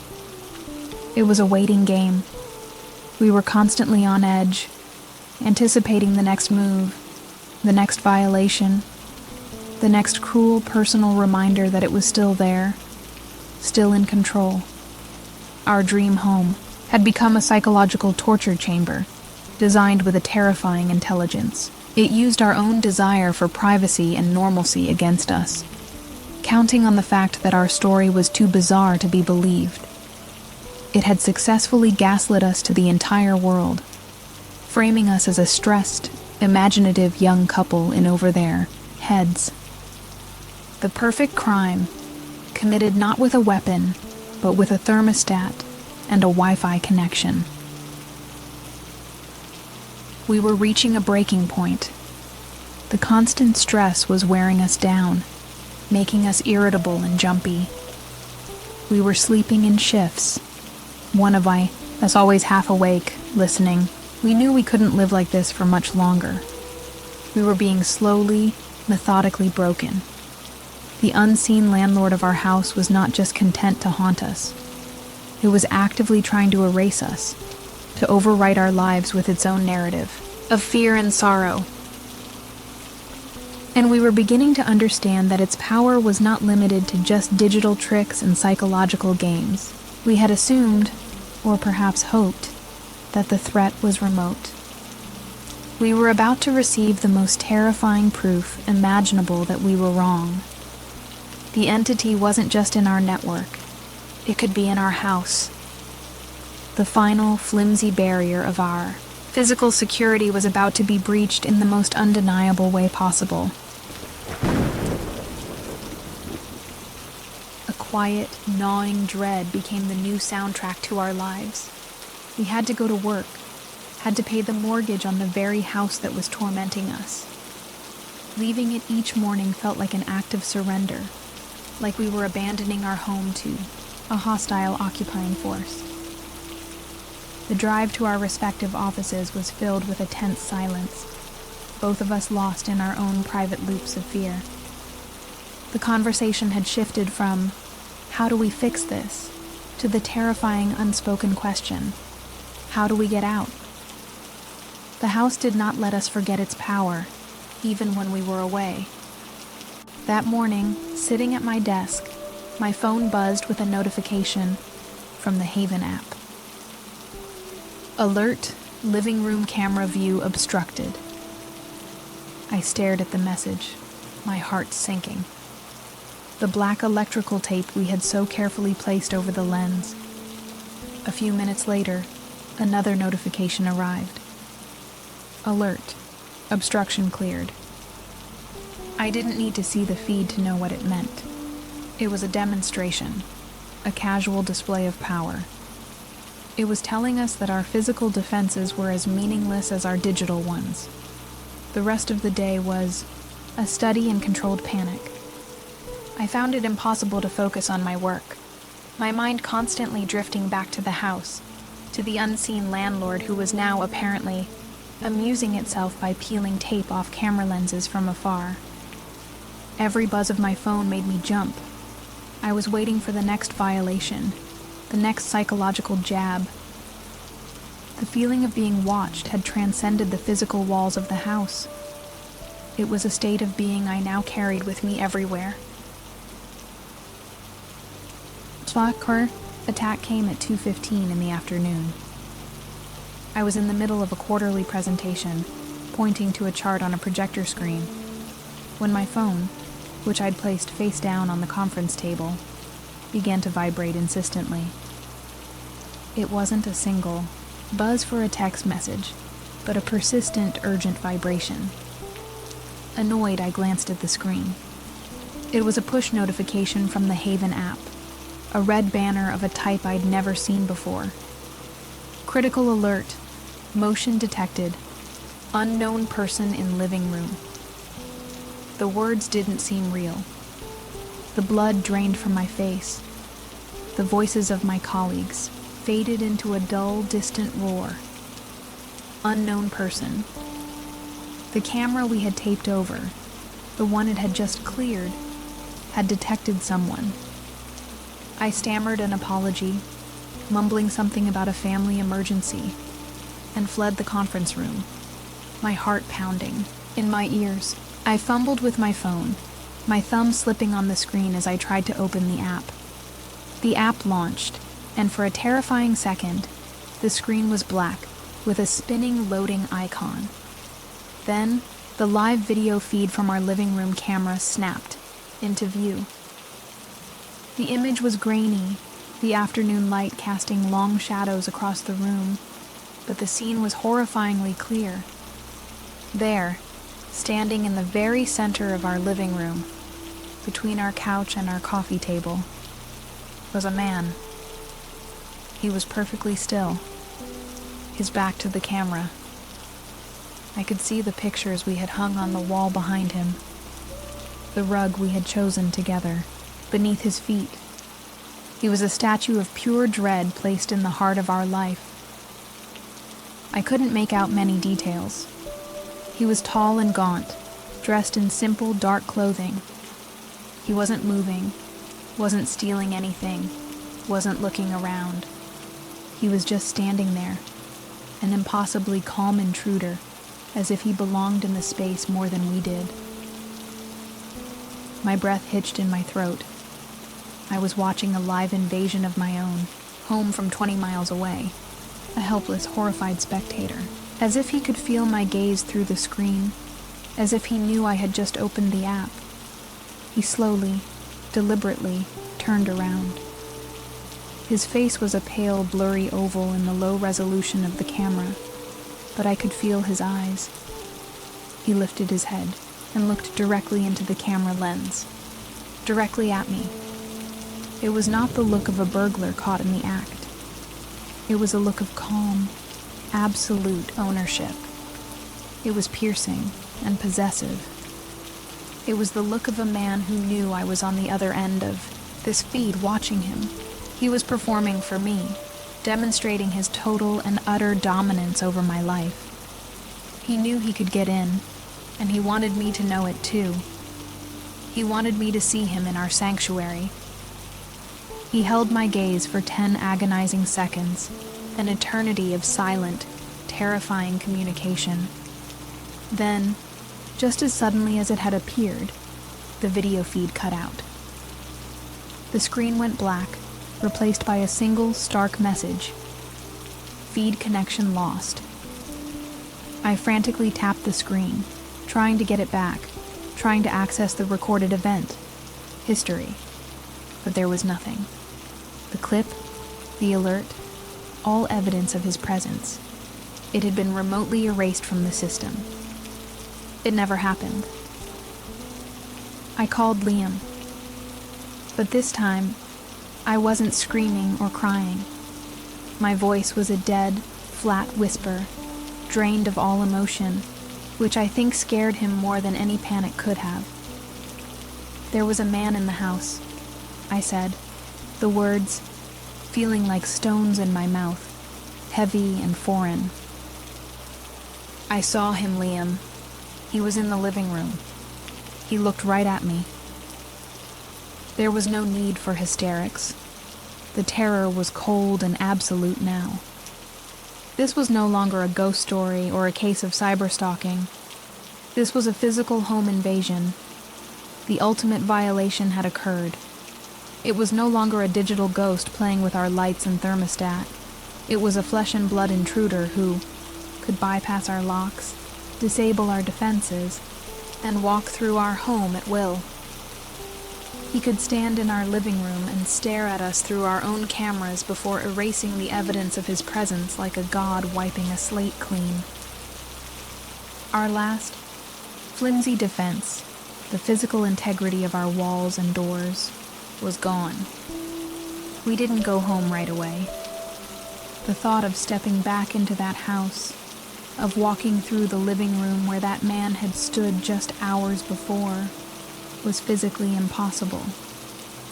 We met at a sterile, brightly lit coffee shop halfway between our workplaces, a small island of normalcy in a sea of madness. We sat across from each other, the coffee growing cold in our hands, replaying the single, terrifying event over and over. A man, a real man, was in our house. The image was burned into my mind, his calm posture, the way he turned to look at the camera, the absolute ownership in his gaze. He had not been afraid of being seen. He had intended it. It was a calculated move designed to shatter our last bastion of perceived safety, the physical security of our locked doors. He had proven that no lock, digital or physical, could keep him out. The ghost had finally shown us its face, and it was human. Sitting there, surrounded by the mundane chatter of strangers, the sheer scale of the violation became starkly clear. Our home, our sanctuary, had been turned into a stage for this man's private theater of terror. We were living in a glass house, and he was the sole spectator, able to walk through the walls whenever he pleased. The sense of exposure was total, a feeling of being spiritually flayed, with no skin left to protect us. We were utterly and completely defeated. What could we possibly do? Call the police again and tell them we saw a man on a video that no longer exists? They would think we were mad. Try to sell the house? We would have to disclose the issues, and no one would buy a home with a built-in, unremovable stalker. We were financially and emotionally chained to this place. There was no escape. The despair was a physical weight, pressing down on my chest, making it hard to breathe. All our fight, our anger, our attempts to regain control, they all felt like a child's game now. We had been trying to fix a leaky faucet while the entire foundation of the house was rotten. The problem was so much bigger, so much more terrifying than we had ever allowed ourselves to imagine. Our tormentor had proven he had total mastery over our lives. He controlled our digital world, knowing our secrets and our grief. He controlled our physical world, able to enter our locked home at will. He controlled our psychological world, reducing us to trembling, paranoid wrecks. He had won. Every defensive move we made, he had countered with an escalation of terrifying precision, and now he had played his trump card. We were not dealing with a hacker. We were not dealing with a ghost. We were dealing with a man who had built a perfect prison around us and held every single key. He could torment us remotely with a whisper or a lullaby, and he could stand in our physical space whenever he chose, a silent, menacing god in his own machine. The violation was total. The game, it seemed, was over. As we finally left the coffee shop and drove towards the house we no longer wanted, the world felt different. The safety of everyday life was a curtain that had been torn away, revealing a horrifying reality beneath. We were not safe. We had nowhere to hide. Our home was not a haven. It was his territory. And we were just the terrified occupants, waiting for the landlord to decide what he wanted to do with us next. When we finally returned to the house late that night, we were different people. The fear was still a coppery taste in the back of my throat, but it was no longer a paralyzing agent. It was fuel. The house no longer felt like a haunted space to be tiptoed through. It was a battlefield.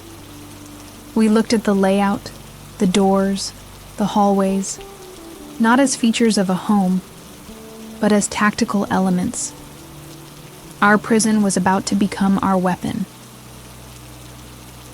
We cleared the dining room table and, in a symbolic act of defiance, spread out the original non-digital blueprints of the house that had come with our closing documents.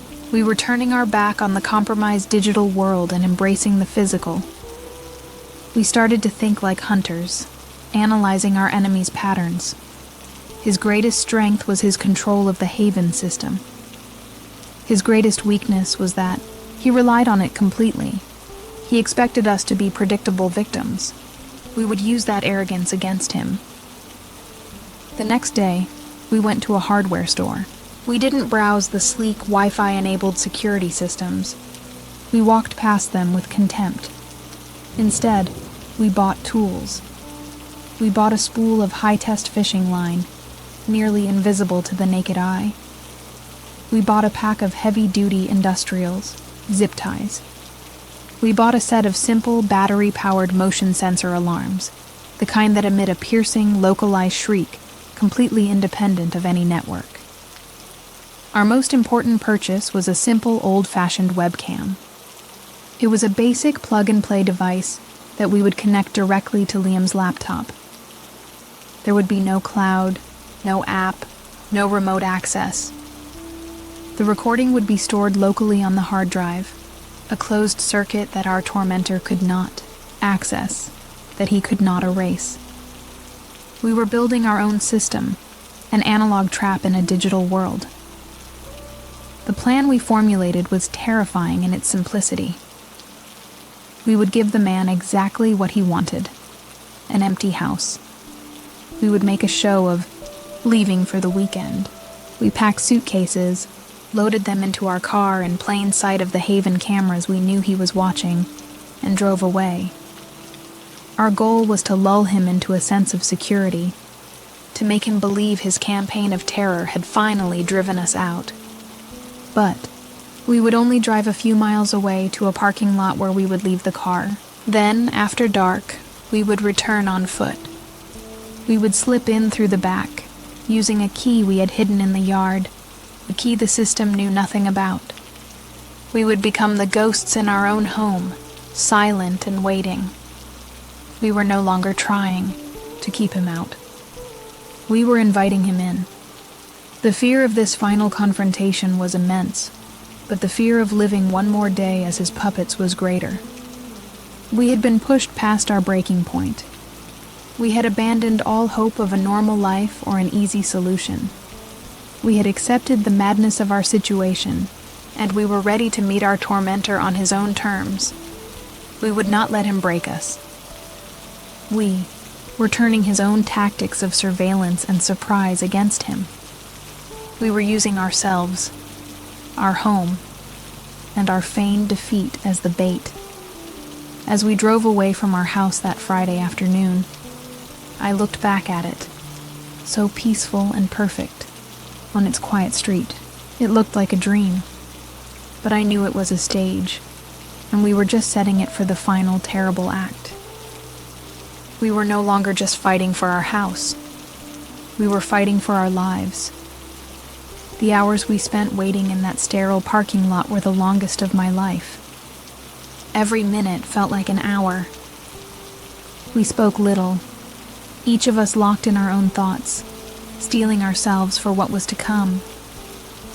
The sun began to set, casting long shadows across the asphalt. The world outside our car continued on as normal, people shopping for groceries, blissfully unaware of the war we were about to wage in our own home. As true darkness fell, a new calm settled over me. It wasn't peace. It was the cold, sharp clarity of a soldier before a battle. The fear hadn't gone away, but it had found its proper place. A tool to be used, a source of adrenaline to keep me sharp. We were done being the haunted. Tonight, we were the hunters. We got out of the car and began our silent journey back. We moved through the darkness of our own neighborhood like spies, sticking to the shadows, our footsteps silent on the damp grass of our neighbors' lawns. The house loomed before us, a dark, silent silhouette against the moonless sky. It looked so normal, so peaceful from the outside. But we knew the truth. We knew about the sickness within its walls, the digital ghost that haunted its network. This time, however, we were not afraid of the ghost. We were here to hunt it. The spare key, hidden under a loose stone in the garden, was cold against my palm. Liam stood watch as I quietly unlocked the back door, the click of the tumbler sounding deafeningly loud in the night. We slipped inside, closing the door gently behind us. The air in the house was stale and cold. Being here now, as intruders, felt profoundly strange. We were seeing our home through his eyes, a dark, quiet space to be navigated with stealth. Every familiar shape was a strange and menacing obstacle in the gloom. We worked in perfect, rehearsed silence. We did not speak. We used hand signals we had agreed upon in the car. We placed the small, battery-powered motion sensors at the front and back doors, their tiny red lights blinking once before arming. We set up the cheap webcam on a high bookshelf in the living room, aimed at the center of the room, its single cord snaking back to Liam's laptop, which would be our eye in the dark. This was our own system, a network built of paranoia and desperation. It was completely offline, a closed circuit that our tormentor could not access, could not manipulate, could not erase. We were fighting his complex, invisible web with our own simple, physical one. It was a primitive defense, but it was ours, and it was one he would not be expecting. We were finally playing the game by our own rules, not his.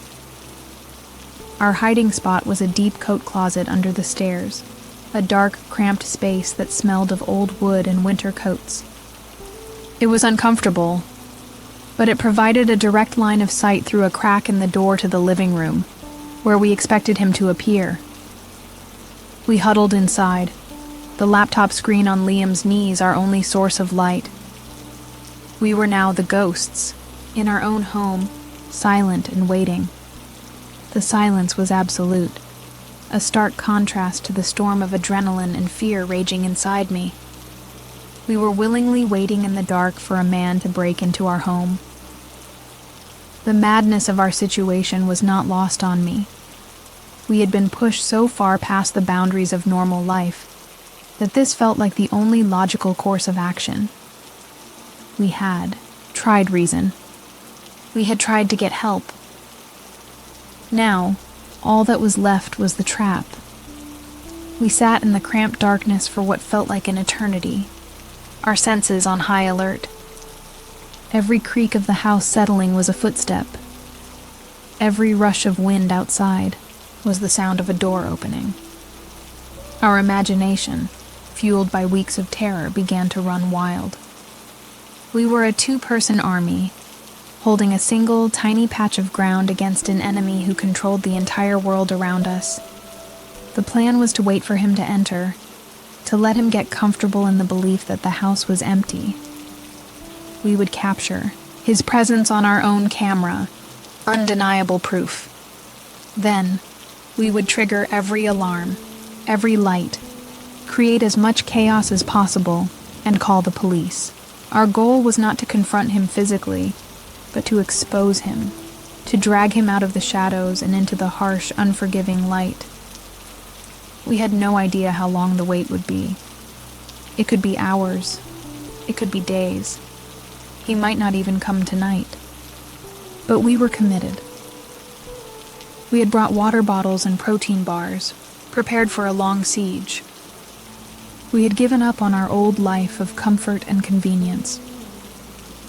We were now living moment to moment, our entire existence narrowed down to this single, desperate gambit. Huddled in the dark, I felt Liam's hand find mine.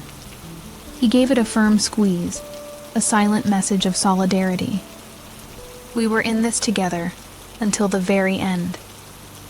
The fear was still there, a constant cold companion, but it was no longer in control. We had taken the power back. We had become the watchers, and we would wait as long as it took for our unseen landlord to come home. We sat in the car in a desolate corner of a supermarket parking lot, 3 miles from our house. The sun was beginning to set, painting the sky in hues of orange and purple that felt mocking in their beauty. The tension inside the car was a physical thing, a thick, unbreathable atmosphere. Every passing car on the distant road made us jump. We had willingly abandoned our home, leaving it empty and waiting, a baited trap. Now, all we could do was wait for the cover of darkness to become ghosts, ourselves. "This is insane," I whispered for what must have been the 100th time, my gaze fixed on the darkening horizon. "We're hiding in a parking lot, waiting to break into our own house to trap a man who might not even show up." Liam didn't look away from his laptop screen, which cast a pale blue light on his grim face. "He'll show up, Maya," he said, his voice low and certain. "He can't stay away. The house is his obsession. We just have to be patient." While we waited, Liam wasn't idle. The waiting was part of the plan, a necessary buffer. But he was using the time to dig. We had one crucial piece of information we had overlooked in our panic: the name of the man who had sold us the house. It was right there on the closing documents we had stored in the cloud: Arthur Vance. Until now, he had just been a name on a legal form. Now, he was the primary target of our investigation. We were finally learning the name of our ghost. Liam's fingers flew across the keyboard, his face illuminated by the screen. He began cross-referencing the name with our address, with public records, with any digital breadcrumb he could find. The initial search results were sparse. Arthur Vance had almost no digital footprint. There was no social media presence, no smiling photos on Facebook or professional networking on LinkedIn. He was a ghost online, a man who had intentionally erased himself from the public-facing internet. This in itself was a chilling affirmation. Then Liam found something: a professional bio on the website for a high-end boutique tech firm that specialized in closed network security. Arthur Vance had been a senior systems architect there. His specialty was listed as persistent offline data architecture and encrypted local networks. The description sent a shiver down my spine. He didn't just use systems like Haven. He was the kind of man who could have designed them, or at least modified them on a fundamental level. He kept digging, and then he found it. An old article from a local news archive, dated 5 years ago. The headline was stark: "Tragedy on quiet suburban street." I leaned over, my eyes scanning the text on the screen, my blood slowly turning to ice as I read the address. It was our address. Our house. The article detailed a catastrophic furnace malfunction, a silent, deadly carbon monoxide leak in the middle of the night. The victims were listed: Elena Vance, age 36, and Lily Vance, age 6. Arthur Vance's wife and daughter. They had died in their sleep in what was now our master bedroom. The article mentioned that Arthur himself had been away on an international business trip at the time. He had left a husband and a father, and returned a widower, a man whose entire family had been extinguished by the silent failure of the very house he lived in. Suddenly, everything clicked into place with a horrifying, sickening clarity. The balm, sad, melancholy piano lullaby. It wasn't just random music. It must have been Lily's. The oppressive, sorrowful atmosphere we sometimes felt from the house wasn't a product of our imagination. It was the digital echo of his unbearable grief. The house wasn't just a piece of property he had sold. It was a tomb. It was a memorial to his lost family, a place he was pathologically unable to let go of. He had built this digital fortress, the Haven system, perhaps to protect his family, to give them a perfect, safe world. And it had failed them. The technology he trusted had been useless against a simple mechanical failure. Now his creation was a tool to preserve his grief, keep the house in a state of perpetual mourning. We weren't just homeowners to him. We were intruders. We were desecrating his sacred space with our laughter, our plans, our happiness, our life. This new knowledge recontextualized everything. He wasn't just a malicious, anonymous stalker. He was a man shattered by loss, driven by a profound and delusional obsession. But this didn't make him less scary. It made him infinitely more so. A simple criminal might be deterred. A man acting out of a bottomless well of grief. A man who believes he is the rightful guardian of his family's tomb. He would be relentless. He would be unstoppable. His torment was not random. It was a twisted, sick form of gatekeeping. The cold temperatures, the sad music, the constant watching. He was trying to make the house as cold and as sad as his own heart. He was trying to force us out, not just for his own sake, but perhaps, in his broken mind, for theirs. He was keeping the house quiet, keeping it preserved for his sleeping family, and our very presence, our life, was a desecration of that. Armed with this devastating understanding, we knew there was no turning back. This was no longer about a simple intrusion. It was about a man who had woven his own personal hell into the fabric of a home and was now dragging us into it. The fight felt heavier now, freighted with the weight of his tragedy and his madness. We weren't just fighting a stalker. We were fighting a man who had appointed himself the warden of a tomb. As true darkness finally fell, we killed the laptop screen, plunging the car into blackness. We got out, the air cool and crisp against our faces. We began our silent walk, back towards our neighborhood, back towards our house. We were no longer just walking toward a trap for an unknown enemy. We were walking toward a confrontation with Arthur Vance, the grieving specter who refused to abandon his post. We moved through the darkness of our own neighborhood like spies, sticking to the shadows, our footsteps silent on the damp grass of our neighbors' lawns. The house loomed before us, a dark, silent silhouette against the moonless sky. Knowing the tragedy that had unfolded within its walls changed its very shape. It now looked like a monument to grief, and we felt like grave robbers approaching a sacred tomb.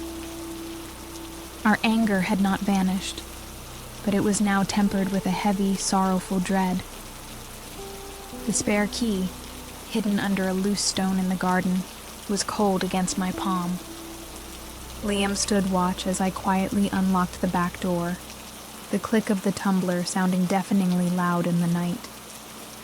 We slipped inside, closing the door gently behind us.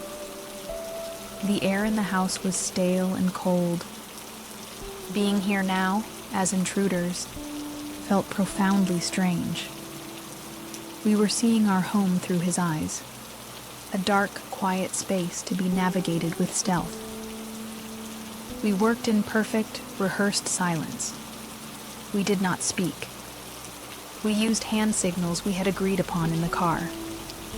We placed the small, battery-powered motion sensors at the front and back doors.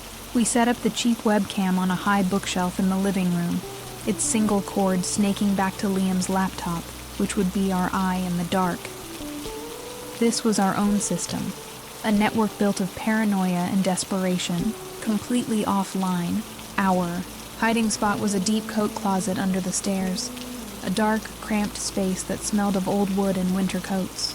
It was uncomfortable, but it provided a direct line of sight through a crack in the door to the living room, where we expected him to appear.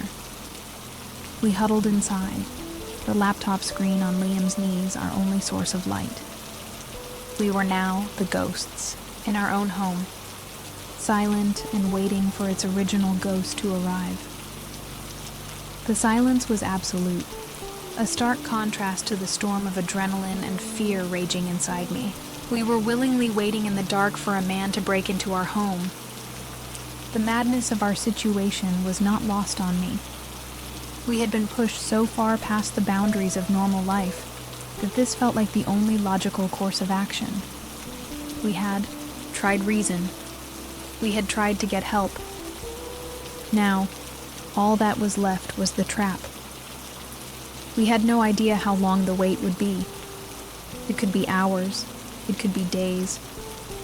He might not even come tonight, but we were committed. We had brought water bottles and protein bars, prepared for a long siege. We had given up on our old life of comfort and convenience. We were now living moment to moment, our entire existence narrowed down to the single desperate gambit to reclaim our lives from a man trapped in his own past. Huddled in the dark, I felt Liam's hand find mine. He gave it a firm squeeze, a silent message of solidarity. We were in this together, until the very end. The fear was still there, a constant, cold companion, but it was no longer in control. We had taken the power back. We now knew who our enemy was, and we knew his story, and we would wait as long as it took for Arthur Vance to come home. The first hour of our vigil passed in absolute, nerve-shredding silence. Every tick of the grandfather clock in the hall felt like a hammer blow. My muscles ached from the cramped position, and the darkness of the closet felt like it was pressing in on me, suffocating me. Liam sat perfectly still beside me, his eyes glued to the laptop screen, which showed a grainy, static image of our empty living room. The house was holding its breath, and so were we. This was the point of no return. Doubt, cold and sharp, began to creep back in. What if he didn't come? What if he knew we were here? The Haven system had cameras, microphones. What if he had? A secret one we didn't know about, and he was watching us right now, watching us hide in our own closet. The paranoia was a familiar poison. I had to force it down, had to focus on the plan. We were the hunters now. We had to trust our trap, trust our instincts. Another hour crawled by. My eyes burned from staring through the thin crack in the door. The world outside was silent. The neighborhood was asleep. It was just us and the ghost we were waiting for. Liam's breathing was a soft, steady rhythm next to me, the only thing that felt real in the suffocating quiet. I focused on that sound, using it as an anchor to keep my own rising panic at bay. We waited. Then, it happened. A single soft chirp. It came from the small battery-powered motion sensor we had placed by the back door. It was a sound he couldn't have heard from outside, a sound meant only for us. My heart leaped into my throat. Liam's hand shot out and gripped my arm, his fingers digging into my skin. He was here. After all this time, Arthur Vance had come home. We didn't hear him try the handle. We didn't hear him pick the lock. We heard only the soft, electronic click of the Haven smart lock on the back door as it disengaged. He had opened it remotely, with the master account, from just outside. He was so confident, so certain the house was empty, that he didn't even bother with the pretense of a physical key. He was letting himself in as he always had.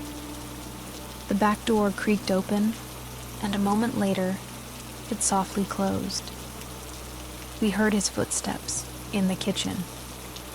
They were slow, familiar, and confident.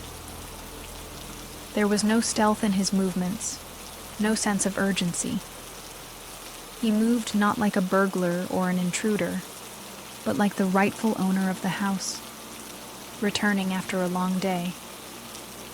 The sheer audacity of it, the casual ownership, sent a fresh wave of rage through my fear. He moved from the kitchen into the dining room. A tall, thin silhouette passed through the faint moonlight filtering in from the windows. He was moving towards the living room, towards the view of our hidden webcam. On the laptop, Liam's hand was tense on the trackpad, his finger hovering over the command that would spring our trap. We watched the grainy image, holding our breath, as the shadow entered the frame. There he was, Arthur Vance. A ghost made of flesh and blood, standing in the center of our living room. He didn't turn on the lights. He just stood there in the darkness, a still and sorrowful figure. He looked exactly as he had in the video feed from before, a man lost in a place that no longer belonged to him. The sight of him, so calm and so present, was terrifying. He stood there for what felt like a lifetime, a silent statue in the dark. Then, we saw him lift his head slightly, as if looking up towards the master bedroom, towards the room where his family had died. And he spoke. His voice was a low, heartbroken whisper, so quiet it was almost swallowed by the silence. But the webcam's microphone caught it clearly. "I'm home, Lily," he whispered to the darkness. "Daddy's home." That was it. That was the proof we needed. That was the moment Liam's finger pressed down on the trackpad. He triggered the command. Instantly, a smart plug we had left active, the one the old floor lamp was plugged into, clicked on. The living room was flooded with a sudden, harsh, brilliant light. At the exact same moment, the Bluetooth speaker we had hidden behind the couch erupted, blasting a piercing, shrieking alarm tone at full volume. The effect was instantaneous. Arthur flinched back, throwing a hand up to shield his eyes from the sudden, brilliant light. The piercing shriek from the speaker made him stagger, a look of pure, disoriented shock on his gaunt face. In that moment, he was not a monster or a ghost. He was just a man, caught and stunned, his private ritual of grief violently interrupted. The hunter was now the hunted, trapped in the glare of our trap. We burst out of the closet, our own yells adding to the cacophony.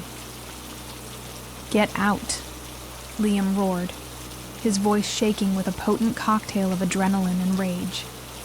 "Get out of our house. Arthur!" He stood between me and the stunned figure, a protective barrier. Arthur stumbled back another step, his eyes wide as he stared at us. It was a look not of a criminal caught in the act, but of a man seeing ghosts, his expression one of profound, sorrowful confusion. He looked past Liam and his eyes found me. And in them, I saw no malice. I saw only a bottomless, heartbreaking emptiness. He looked at me as if I were the source of the interruption, the reason his daughter couldn't hear him. He took one stumbling step towards me, his hand slightly raised. Not in aggression, but in a gesture that looked disturbingly like pleading. His mouth opened, but no words came out, only a choked, silent gasp. The moment shattered. The confusion in his eyes was replaced by a flicker of panicked awareness, the instinct of a creature that knows it must flee. He turned, not towards the doctor he came in, but towards the darkest corner of the house, a part of the downstairs hallway that was still cloaked in shadow. In a move so fluid it seemed impossible, he seemed to melt into the darkness and was simply gone. There was no sound of a door, no crash of a window. He had vanished. Liam rushed to the phone and dialed 911, shouting our address, shouting about a home invasion. I stood frozen in the living room, the alarm still shrieking, the lamp still casting its harsh light on the empty space where Arthur had been.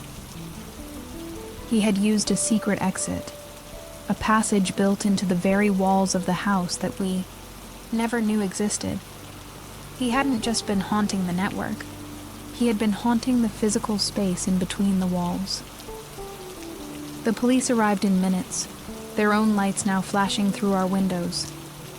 We showed them the webcam footage, the undeniable, grainy proof of the man in our house. An investigation was launched. They found scuff marks near the wall where he disappeared, suggesting a hidden panel, but they couldn't find the opening. He was a ghost who had left a single digital footprint before vanishing completely. We sold the house.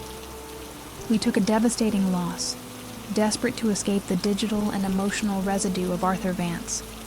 We told the new buyers the system was faulty and had been disconnected, which was true enough. We couldn't bring ourselves to tell them the whole story. How could we? We had barely survived it ourselves, and no one would have believed us anyway. The house, with all its secrets, was someone else's problem now. We live in an apartment now. A small, stupid apartment on the 3rd floor with a simple deadbolt and normal light switches. We have no digital assistants, no smart devices of any kind. I keep a piece of black tape over the camera on my laptop, and I am deeply, permanently wary of any technology that promises convenience. The silence in our new home is real, but it is not peaceful. It is the sterile silence of a hospital room. We survived, but the victory feels hollow. We won back our lives, but we lost our sense of security forever. We are haunted by the ghost of a man who was himself haunted, a man who built a perfect, intelligent home that couldn't save his family from the simplest of mechanical failures. We are a testament to the fact that you can leave a house, but some houses never truly leave you. And sometimes, late at night, when the city is quiet and the wind is just right, I think I can still hear the faint, sad melody of a piano lullaby. I am left with the chilling, permanent knowledge that in our modern world, the most terrifying ghosts are not the ones in the graveyard. They are the ones with a master account, the ones who can't let go, the ones who are still out there, searching for another forgotten backdoor into another life.